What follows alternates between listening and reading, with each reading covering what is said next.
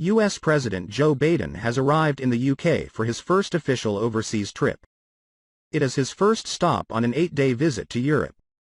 He will attend a G7 leaders meeting in Cornwall and see the Queen before crossing the Channel for more official events, including his first NATO summit as president, and concluding by meeting Russian President Vladimir Putin in Geneva.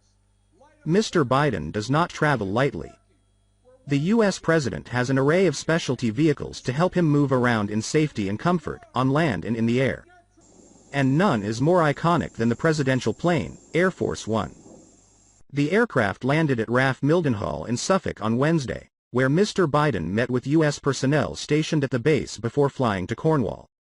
As the White House website explains, Air Force One is actually the air traffic control sign for any Air Force aircraft with the U.S. president on board.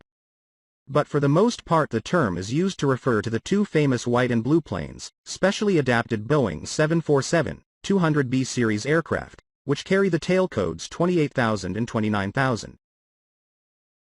The planes have advanced communications, avionics and defenses, including protection against electromagnetic pulses and flares to throw off heat-seeking missiles, which mean they can function as an airborne, mobile command center in case of an attack on the U.S.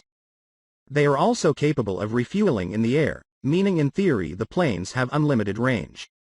Inside, there is 4,000 square feet 372 square meters of floor space spread over 3 levels.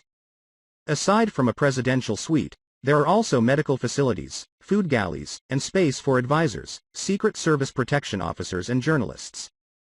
For short trips in the air, the president uses helicopters, recognizable by their predominantly green body and white top. Marine One, again, not just one helicopter, but the name for any Marine Corps aircraft carrying the U.S. president, usually refers to a VH-3D Sea King or a VH-60N Whitehawk. Decoy versions of Marine One often fly alongside the president's helicopter. It is also usually accompanied in the air by escort aircraft, including the Osprey MV-22 known as a Green Top. UK readers may remember the tilt-rotor aircraft flying over London during former President Donald Trump's visit in 2018. They are capable of vertical takeoff and landing, and are designed to combine the functions of a helicopter with the range of a turboprop aircraft. Once on the ground, President Biden transfers from Air Force One or Marine One to Cadillac One, nicknamed the Beast. This generation of presidential car debuted in 2018. Manufacturer General Motors and the Secret Service have not given much away about the car's specific security features. But reports suggest it weighs about 9 tons 20,000 pounds, and has an armor-plated body and bulletproof windows. It reportedly has tear gas grenade launchers, night vision cameras and a built-in satellite phone. The passenger cabin is said to be sealed, and the tires are reinforced so the car can still move even with flat tires. The Beast can hold at least 7 people and has a wide range of medical supplies on board, including a fridge with blood matching the president's blood type, in case of an emergency.